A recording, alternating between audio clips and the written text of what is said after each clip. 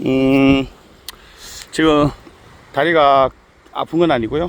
왼다리 발바닥 족저근막염인가 그거는 괜찮은 것 같아요. 거기에 자극은 없고요. 문제는 오른쪽 다리에 정강이 근육이라고 하나요? 오른쪽 다리에 그러니까 정강이뼈랑 나란하게 오른쪽에 있는 근육이 좀 아파요. 근육통이 있는 것 같아요. 그래서 안 뛰다가 어제 좀 뛰어서 그 근육이 조금 뭉친 것 같습니다. 그래서 뛸 수는 있겠는데 굳이 무리해서 모레 못 뛰는 것보다 오늘은 그 근육을 살살 풀어준다는 느낌으로 살살 걷고 있어요. 그래서 여기 거의 하도리까지 걸어온 것 같은데요. 좋네요. 날씨도 선선하니 이런저런 생각하면서 아침에 걷거나 뛰는 건 너무 좋은 것 같습니다. 영상을 갑자기 왜 켰나 하면요, 아까 올린 영상에 덜생각님이 정말 힘들 때 어떻게 견디냐라고 질문을 주셨는데, 간단하게 뭐 댓글로 답을 할 수 있는 문제는 아닌 것 같아서 그런 부분에 대한 이야기를 우리 함께 걸으면서, 어차피 제가 오늘 뛰는 게 아니니까 그죠? 얘기해보면 어떨까라는 생각이 들어서 지금 한번 영상을 켜봤습니다.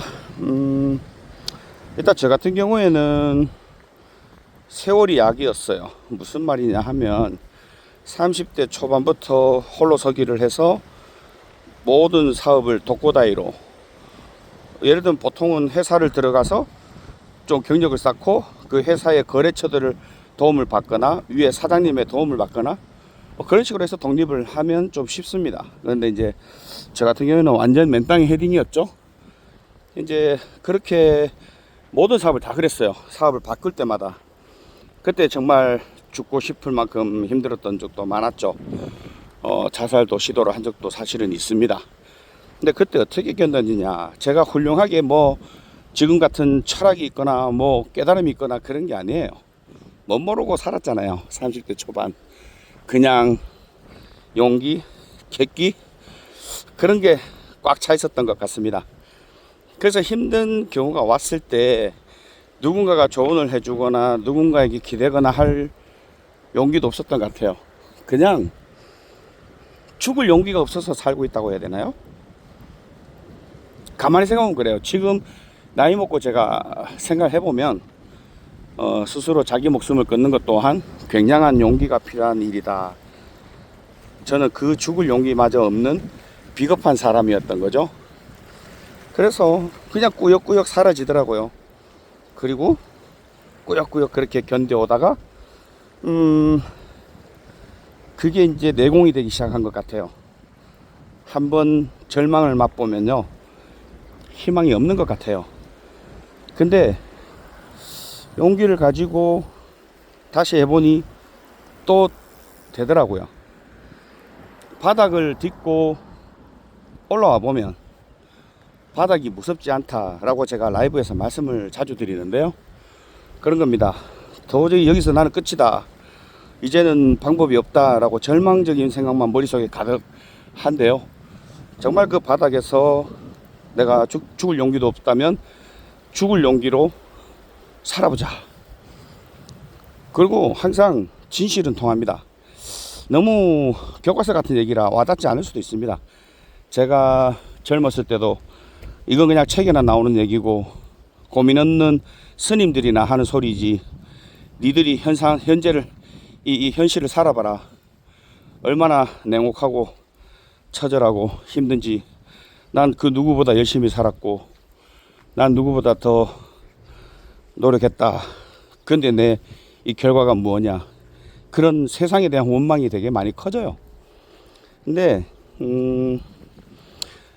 다시 일어날 때, 처음에 절망적일 때 생각해보면 돈도 하나도 없고 남들이 수십 년간 바닥을 다져온 어떤 것이든 내가 진입을 해서 바닥에서 출발해야 되는데 도저히 게임이 안 되는 싸움이다, 그런 생각이 들죠.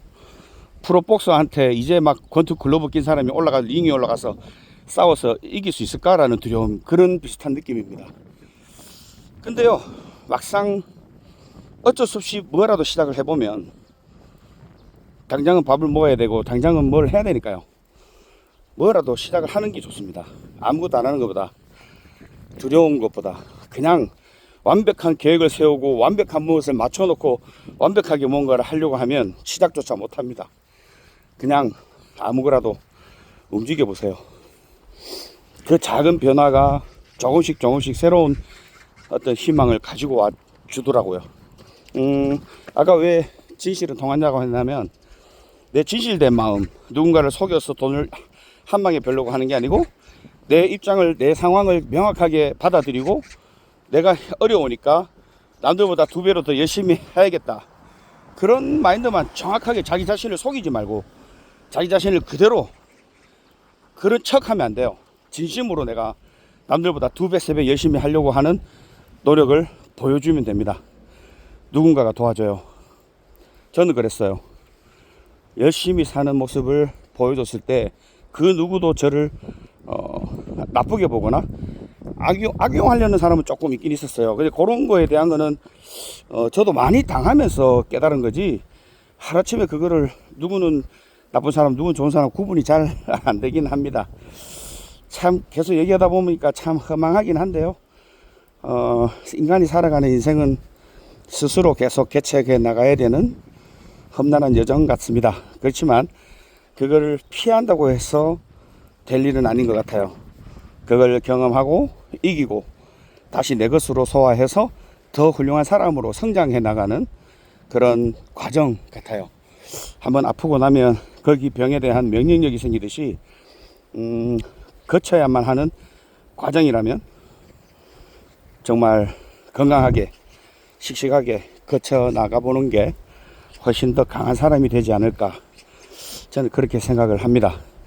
물론 다 지나고 와서 이제 생각해 보니까 그런 것 같은데요. 처음에 겪었을 때, 그 30대 초반에 겪었을 때 절망감과 두 번째 느끼는 절망감, 세 번째 느끼는 절망감, 완전히 달라요. 정말 다릅니다. 나중에는 절망감조차 안 들어요. 무너지면 다른 아이디어를 바로 생각하고 있어요. 제가 사실 코로나 때 중국에서 13년간 했던 모든 사업을 하루아침에 날렸어요. 아예 중국도 접근도 못 해보고 그냥 그대로 끝이었어요. 들어가면 사람들이 다 격리당하고 다 죽고, 바로 생각이 나더라고요. 가봐야 공산국가에서 내가 건질 수 있는 게 없다, 오히려 더 당한다, 그 생각에 과감하게 모든 걸 다 버렸어요. 그때 무슨 생각이 들었을까요? 중국에서 내 청춘을 다 바쳤는데 억울하죠. 그리고 이게 무슨, 나는 왜 이렇게 운이 없지? 어떻게 이렇게 천재지변 같은 이런 일이 나한테 일어나지? 그런 거잖아요. 제가 13년 동안 호화롭게 산 게 아닙니다. 매장 하나를 열고 2개를 열고 3개를 열 때까지 정말 힘들었어요. 정말 힘들었어요. 그렇게 해서 겨우겨우 하나 열고 2개 열고 3개 열고 계속 성공만 했을까요? 두 번째 연간은 또 폭삭 망하고, 세 번째 연간은 좀 잘 되고, 네 번째 연간은 엄청 잘 되고, 반복했을 거 아니에요. 그렇게 해서 자리 잡힌 매장만 얘기했을 때 하나가 되고 2개가 되고 3개가 되고, 그 3개까지 되니까 4개가 되고 5개 되는 건 쉬웠어요.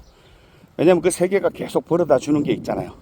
그래서 거기서 계속 회전되는 제품도 있고, 그런 제품들을 모아서 새로운 매장을 오픈할 때 할인 행사를 하면 바로 초기 자본이 잡히거든.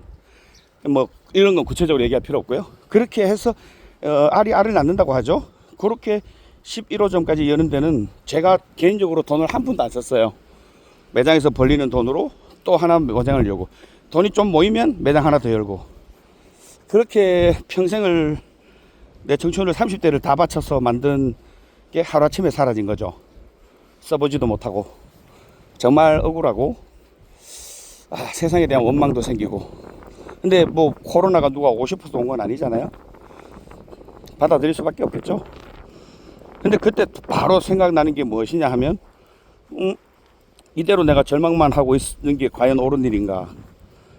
어차피 내가 죽을 용기가 없다면 누구보다 빠르게 다시 일어설 방법을 찾아야겠다. 그렇게 해서 당장 그냥 오일장 가서 작업화부터 샀어요. 돈도 없으니까 3만원짜리 작업화를 사서 새벽에 또 옛날 생각나네요. 그렇게 해서 그냥 무작정 노가다를 나갔어요. 할 수 있는 게 그거밖에 없었거든요. 여기가 원래 나이도 많고 경력도 없고 내가 낸데 하는 사업만 해본 사장이다 싶으면 이력서 딱 보고 야, 얘 말도 잘 안 듣겠다 이런 고정관념이 있기 때문에 아무도 안 뽑아줍니다. 그리고 월급도요 한 달에 200만원 많이 받아야 300만원 받아가지고는 도저히 감당이 안 될 거라는 게 머리에 딱 들어오죠. 어머님까지 오시라고 해서 모시고 있었는데 일단은 일당이라도 많이 받을 수 있으니까. 그리고 고민할 겨를이 없었어요. 어릴 때부터 해봤던 노가다 하자 하고 당장 싸구려 옷이랑 신발이랑 사서 현장을 나가죠. 나가면서 차근차근 현장 돌아가는 것도 보고 아, 이렇게 제주도가 건설이 약하구나. 그게 바로 사업을 내기 시작하죠. 사업도 뭐 큰 돈이 필요 없게 그냥 집에다가 사업자 등록증 등록하고 그냥 무작정 온라인에 광고를 했어요. 그때 노가다에서 조금 모은 돈 하고 대출을 받았죠. 그래도 중국에서 계속 살아서 한국에 신용이 쌓여 있는 게 없는데 다행히 국민은행에 어렸을 때 넣었던 주택 청약이 있어요.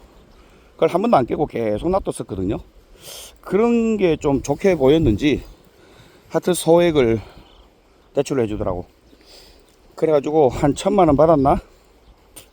그걸로 장비 사고 광고 조금, 그것도 큰 돈 광고도 못하고요, 당근에 광고를 했죠. 효과가 없어요. 누가 나를 알고 일을 주겠습니까? 그냥 다 광고할 돈도 아까웠어요. 그때는 계속하면 안 되겠다, 이 돈마저 사라지면 큰일 나겠다. 그래서 무료로 공사를 해주기 시작했어요. 재료비만 대라. 내가 가진 건 몸뚱아리밖에 없었으니까요. 그래서 제가 뭐 라이브에서는 웃으면서 제가 뭐 마케팅 전략이 뛰어납니다, 뭐 머리가 좋습니다 이렇게 우스개로 넘겼지만 사실은 살아남는 방법이었어요.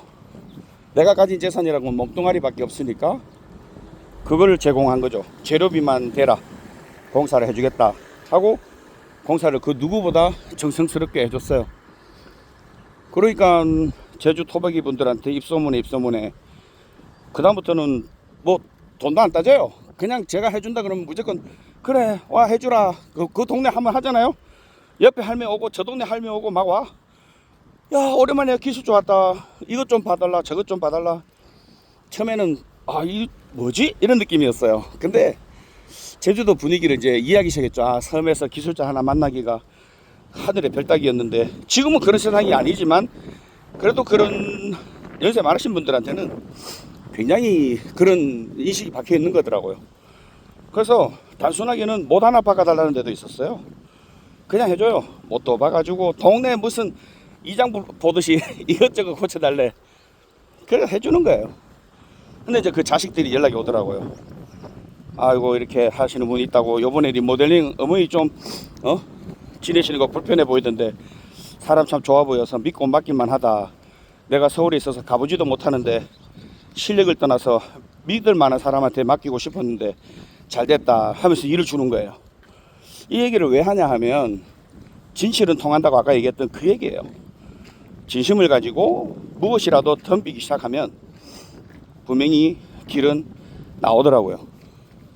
그래서 근본적인 질문으로 다시 돌아가면 정말 힘들다면 무엇으로 참느냐, 무엇이 힘든지를 먼저 생각해 봐야 돼요. 지금 나를 힘들게 하는 게 과연 무엇인가를 스스로를 곰곰이 생각해 보는 게 좋아요. 정말 돈 때문이냐 아니면 정말 세상 때문이냐, 그런 질문을, 자신에 대한 질문을 많이 해봐야 돼요. 평소에도 제가 자아성찰을 많이 해봐야 된다고 얘기하는 이유가 그런 겁니다. 나 자신을 계속 돌아봐야 돼요. 내 마음 속에 내 진짜 마음이 말하고 있는 것이 무엇인지를 계속 돌아보는 훈련을 평소에 해놔야 좋습니다. 그래서 무엇이 나를 힘들게 하는지 그 원인을 먼저 찾는 게 가장 중요해요. 두 번째는 아까도 얘기했지만 내가 죽고 싶다면 그 죽을 용기로 무엇이든 시작해봐라. 가만히 앉아서 생각만 해서는 아무것도 안 보입니다. 당장 일하기 두렵다면 저처럼 나와서 당장 운동이라도 해보세요. 생각이 달라집니다. 그리고 진심을 가져야 돼요. 돈을 쫓아가지 말고요. 정말로 내가 누군가에게 도움이 되고 싶다. 내 이 사회 구성원 안에서 정말 가치 있는 사람이 되고 싶다. 쓸모 있는 사람이 되고 싶다.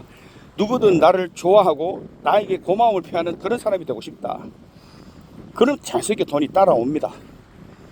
누군가로부터 그 지갑 속에 있는 돈을 어떻게 하면 빼내지? 그런 생각으로는 아무것도 안 돼요. 그리고 복잡해집니다. 사업이든 뭐든. 월급 많이 받고 싶어요? 그냥 들어가서 열심히 해보세요. 제가 얘기했잖아요. 가락시장에 알바하러 잠깐 갔는데 사업 동업하자고 제안이 들어와요. 이런 사람은 없다. 이런 사람하고라면 월급이 아니라 아예 내 이익을 반으로 나눠서라도 같이 일하고 싶다 라는 생각이 들게 만드는 거죠. 그걸 제가 계산을 해서 했을까요? 그 사람들이 그런 고민을 하고 있는 조차도 몰랐어요. 그냥 내가 하는 일은 최선을 다해 주는 거고, 그리고 내가 봤을 때 답답하게 돌아가고 있으니 요래요래 하면 좋을 것 같습니다. 설명해도 못 알아들어. 그냥 한번 해볼게요. 뭐 큰 변화가 아니니까 해보고 마음에 안 들면 원래대로 다시 해놓겠습니다. 그러고 해놨죠. 다들 너무 놀라워 했어요. 별거 아니었어요. 근데 막상 습관처럼 하고 있던 사람들 입장에서는 놀라운 변화였던 거죠. 근데 제가 하고 있는 이야기가 왠지 어떤 유명한 성공자들이 말하는 얘기랑 좀 맥락이 비슷하지 않은가요? 그러니까 진실, 정답은 하나에 같은 거예요. 내가 말하든 뭐 스티브 잡스가 말하든 뭐 그 사람들은 더 유명한 대학을 나오고 더 많은 돈으로 시작했을지 모르겠지만 진실은 통한다. 진심은 통한다. 그것은 멀리에 있는 게 아니고 내 마음 속에서부터 출발해요. 내가 어떤 마음가짐으로 하느냐. 정말 불교 철학 같은 고리타분한 얘기로 들릴 수도 있겠지만 중요한 얘기입니다. 그래서 정답은 사실 내 마음 안에 있어요. 그런 마음으로부터 출발한 어떤 일도, 어떠한 말도, 어떠한 행동도 사람들은 봅니다. 보고 느끼고 그리고 따릅니다. 사람들이. 제가 MBTI를 보면요, 저절로 리더가 된다라는 내용이 있더라고요. 물론 MBTI 때문에 그런 기질을 타고난 것도 있겠지만 사실 그런 게 사실 진짜 그랬어요. 학생 시절 때부터 뭐 과대표를 하거나 이러지는 못했어요. 공부를 잘 못했으니까. 그렇지만 사적 모임이나 어딜 가도 항상 사람들은 저에게 물어보고 저에게 기대고 저를 따랐어요. 자연스럽게 리더가 돼버리더라고요. 그런 건 어디서 출발하느냐? 내 이 진심, 내 마음, 이것이 지금 제가 유튜브 한 지 5개월밖에 안 됐는데 왜 이렇게 많은 사람들이 좋아해주고 구독자가 이렇게 급성장을 할까요?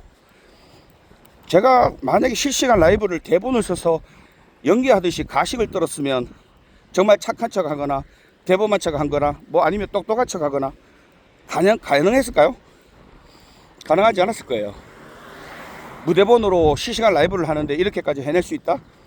그냥 제 자체가 그거이면 돼요. 너무 쉬워요.